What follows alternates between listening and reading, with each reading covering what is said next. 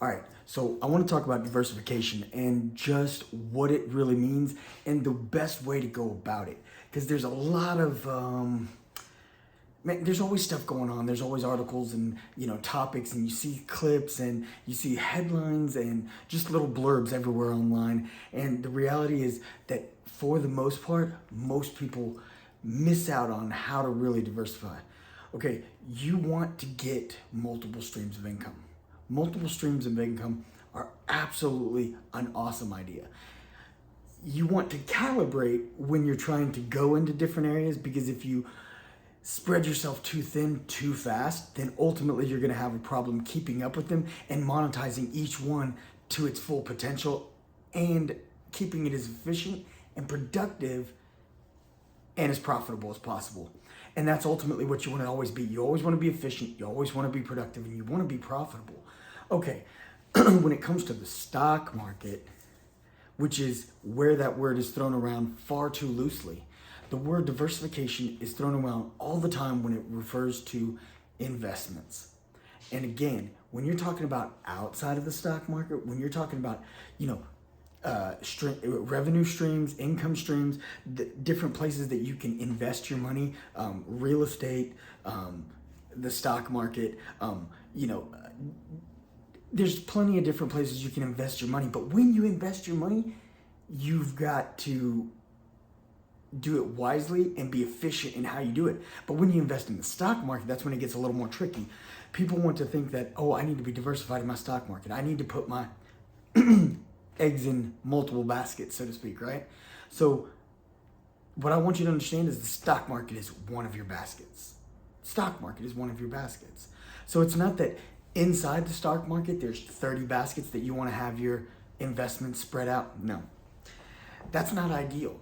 Ideally, what you want to do is research, you want to read and gain knowledge about the different companies you're interested in. Whatever company you may be interested in. Okay, so say you've read about a tech company, right? You've looked into a new tech company, you've read up on it, you're seeing the different things that they're developing. You go and take a look at the stock market and see that their shares are at a reasonable price right now. You're like, so you think it's reasonable. So then go compare it to some other tech market or some other tech companies, right? Look at their share prices. Are their share prices higher? Okay, if all their share prices, you look at 5 different tech companies and 4 of them are higher than this one, and you feel like this one, for whatever reason, is on the cusp of new developments, then that might be a reasonable investment at this time. Maybe you see something that someone else hasn't seen yet. Maybe it's too early in their stages for them to have gotten more investments at this point. Maybe that's why they're priced so low right now. Maybe that's why you're getting in on that blue light special. It's important to understand which companies you're buying shares into. Because what you're really doing, which most people, unfortunately most people, don't understand what they're really buying into in the stock market. In the stock market, I was listening to a friend earlier this morning talk about how Tesla and Ford and some of these other companies, these auto companies, are struggling. And he referred to them struggling because their stock values are low. The stock value being low doesn't mean the company itself is struggling. Tesla is a company that's not struggling. And I use Tesla as an example a lot because everybody knows Tesla, everybody knows Elon Musk. It's a company that's in the news quite regularly, right? Okay, Tesla itself is on the cusp of new things all the time. They're constantly growing. Now, is this an endorsement for you to go buy Tesla? No, it's absolutely not. I have investments in Tesla, and if you want to invest in Tesla, you should gauge the market and find the right opportune moment for you to invest. But is Tesla a good company? I believe so. Do some people feel that it's not? Yeah, some people feel that it's not. But basing a company's value on their stock price isn't reasonable. It means you lack an understanding of the stock market itself. Because the stock market itself is literally, the company goes public. When it goes public, it releases shares to the masses, and anybody can buy in on these shares. When you buy in on these shares, they're valued at a price, and that price is an initial estimation of what it could or should be, right? It's an estimation, okay? And as people buy in, that price goes up. As people sell, that price goes down. And the people who are most commonly, I've talked about this quite frequently, if you've been following me, the consumers are dictating that fluctuation, because the consumers are the ones who are buying in and selling on a whim. The everyday person, me, you, just anybody, you know what I'm saying? Your cousin, your neighbor, we're the people who are buying in these big investments, hedge funds, things like that. They're these investment firms. No. These guys are buying in on different levels. And when they buy in, they're not buying in for quick gains. They're not. And when they sell, they're not selling out of emotion. Not at all. They're calculated when they do it. So they buy and sell based on thought, reason, really, really trying to break things down on what is going to be the most profitable to them. Is this company really going in a good direction? What potential do they have of future gains? And what potential do they have of roadblocks and things getting in their way? Is this a company that looks like it's on the verge of, something new, but at the same time, because of legislation, that's probably never going to happen? Like, these are things that you need to know. When buying in the stock market, you want to take the time to understand what you're buying into. There will always be fluctuations. Don't sweat the fluctuations. The fluctuations are going to happen, like I said, based on people's whims. People are going to buy into. I literally have known people who say, I remember it was early 2000s, and had a guy come to me and he was like, dude, did you know Bill Gates is about to launch a new cell phone company? And he was like, we should get in on the ground floor. Like, it's supposed to be within like the next year or so that he's going to have it launched. It's going to go public and all this stuff. And I didn't know where he had got all of his information from. And I went and looked it up, and I found some of the information that he was talking about, but I couldn't find all of it. But what I found interesting is his perspective was Bill Gates, which, like him or not, doesn't matter. What's relevant is his perspective. And his perspective, what he told me was, hey, anything this man touches turns to gold, so we should buy in as soon as this company goes public. That's not valid. I don't care who the person is, how lucky they are, how successful they are, how many times they've made a mistake, how many times they've got it wrong. At the end of the day, anybody can get it right and anybody can get it wrong. We're all humans. We're all humans.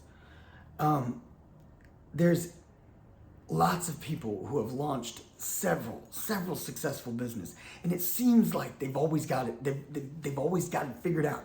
They always seem to know things that we don't know. They're able to see this and see that, and see five and 6 and 7 moves ahead, and they're able to just make these things successful. Maybe they do, or maybe they don't. Maybe you're just seeing their successes and missing out on the things that fell apart. I had one of my good buddies, a great friend of mine. He called me one day and he was like, hey, check it out. I've got this idea for a side hustle and I really need to get some things going. And you seem to always have things work out for you. So maybe you should talk to me. And I was like, whoa, buddy, I do not always have things work out. That was actually kind of the premise for me going into consultation and business coaching, was just the idea that I had so many struggles in business, from the wrong product, the wrong environment, the wrong marketing, the wrong partner. I had gotten myself in over my head so many times that I finally got to the point that I was like, I know how I can help others not make those mistakes. It doesn't matter how much you seem to see people succeed or fail. You can't buy into a company. I mean, you obviously can, but you should not buy into a company based on you think this person is successful. No, you should evaluate the company for itself. Then you should look at the stock value, see what it's priced at, and gauge, is that reasonable? Gauge it in comparison to other companies in that field. Tesla's a tricky one. And the reason Tesla's a tricky one is because, like I said, I had a buddy talking this earlier this morning during a Bible study, and he was talking about, how it's interesting that these automotive companies are struggling and blah, blah, blah. And I was like, Tesla is an anomaly, because while Tesla is an automotive company, it also falls into the category of a tech company as well. It's not Ford. It's not Chevy. It's not GM. It's not Toyota. It isn't. So it is kind of a company that's all in its own. Now, there is no all in its own company. There's not.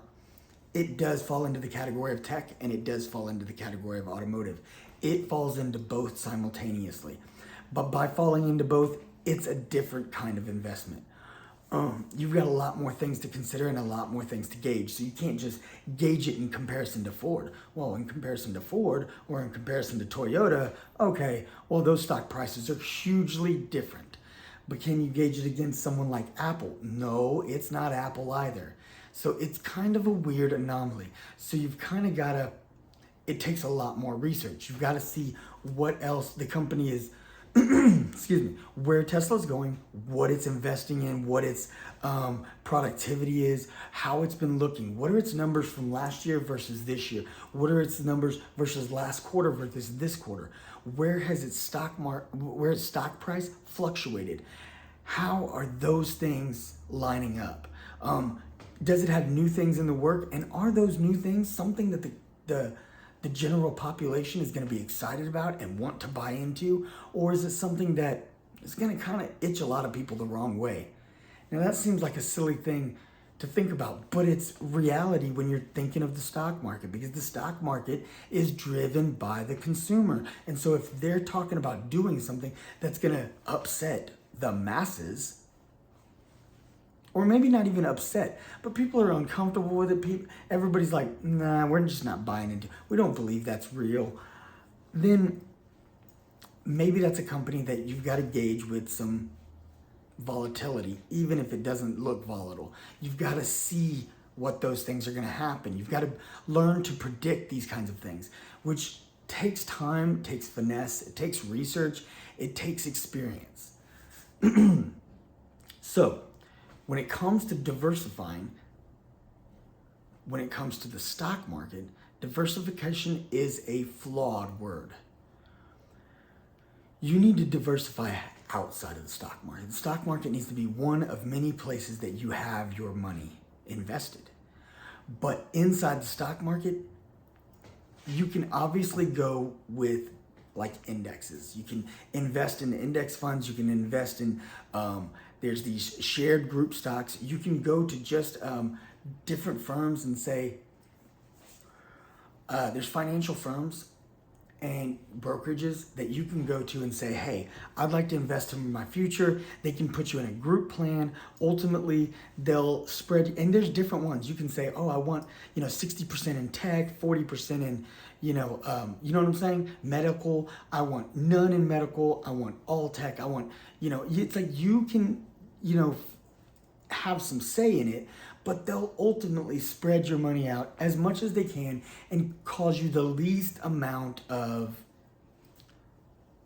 resistance, the least amount of risk, the least amount of things just not working out based on probability. If you have your foot in every possible door, enough of them are going to work, right? That's the idea. But this is something that ultimately it works for those who don't know the stock market, who don't understand. If you have no desire to learn, you have no desire to understand, you have no desire to want to learn about the stock market, you just want to kind of put away some money that's going to grow for your future, going to have a little extra for your retirement, absolutely, this is the way to go. Go with the S&P 500. It's got a general average return every year. It always does decent. It always does well. It's not going to blow the roof off, but it's not going to lose either. This is a safe way to go. Safe. That's a perfect word. Safe. If you're wanting to play it safe, you just want to put your money out there, make sure that it all comes back with a little bit extra, Do it that way. Now, if you want to be a serious investor, you've got to take the time to research. And it is more important to have your money in stocks, in companies, invested in shares that you know are going to have the most potential of the greatest gains. Having dividend-paying stocks. Dividend-paying stocks are always great. They're incredible because you're going to get money back like regularly. There's some that have annual dividends, some that have quarterly. But ultimately, the great idea is that if you can get into those companies at the right time and you see these gold mine of companies and you're like, I know this company's going to blow up. What is the point in investing in, your 15th, 16th, 20th, 30th stock company that you're hoping might do well when you know this one is going to kill it? When you know this one's going to kill it. Warren Buffett once said, he said that if he could, he said it during a shareholders meeting and he was just kind of making a joke, but he was partially serious as well.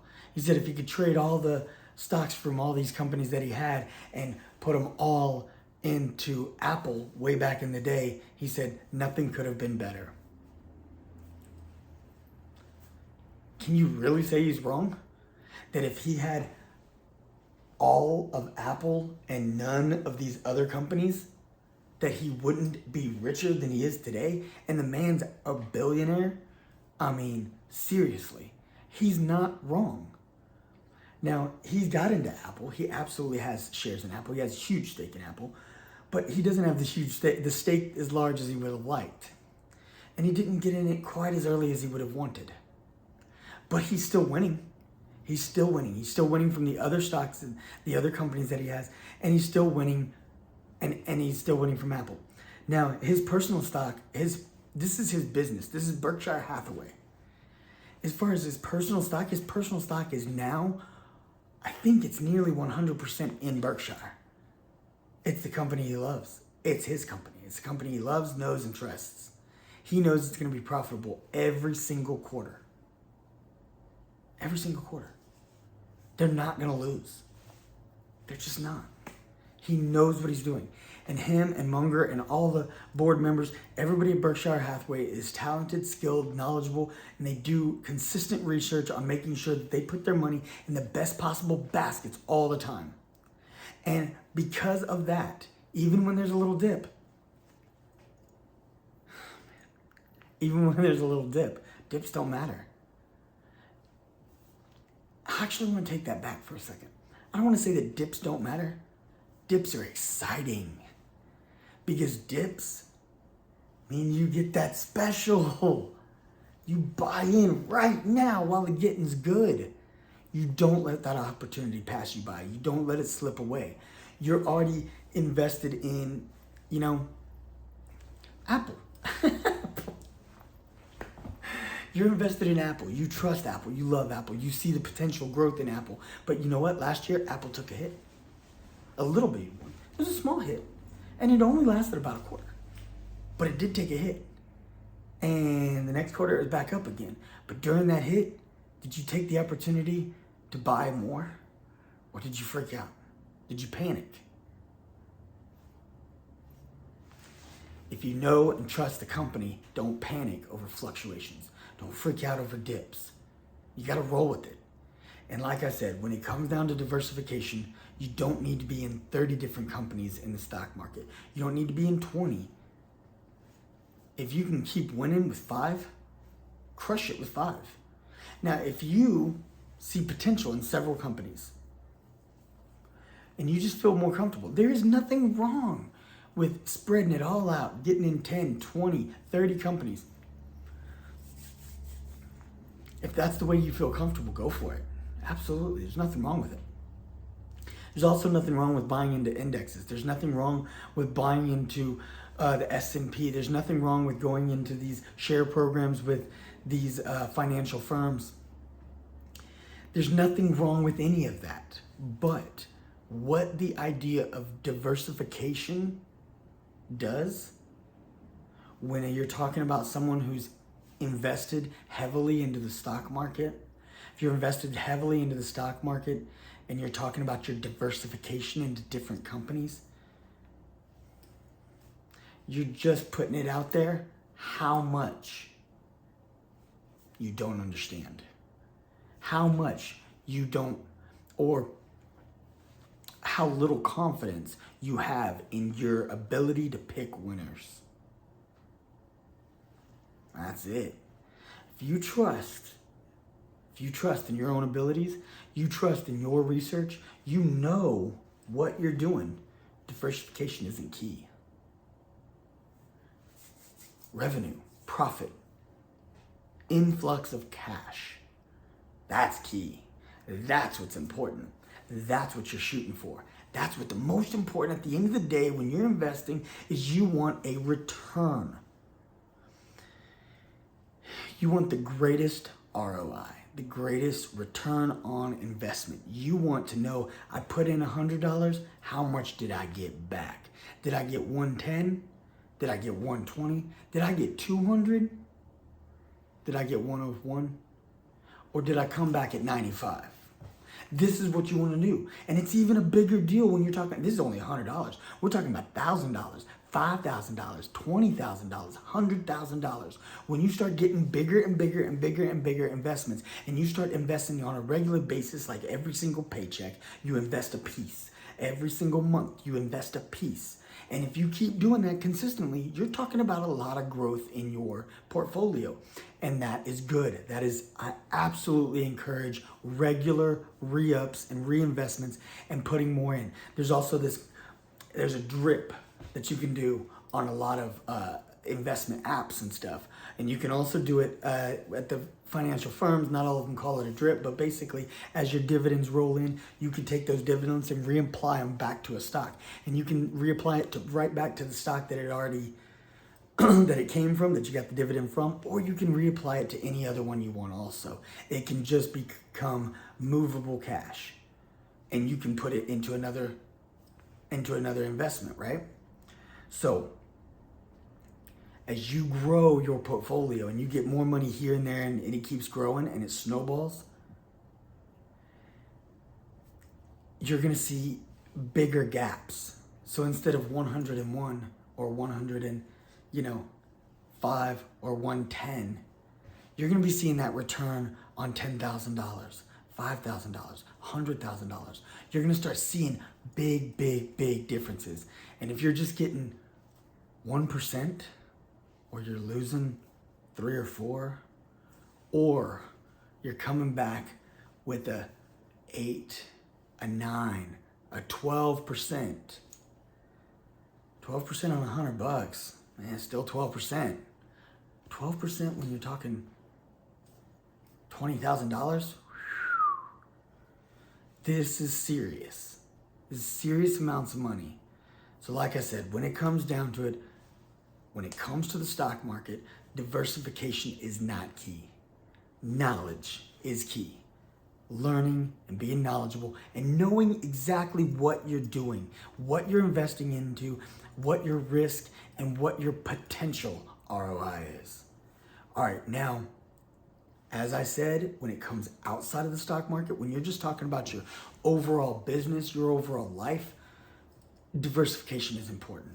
You want to have your business, you want to have a side hustle, you want to have some investments, you want to have income flowing from multiple places.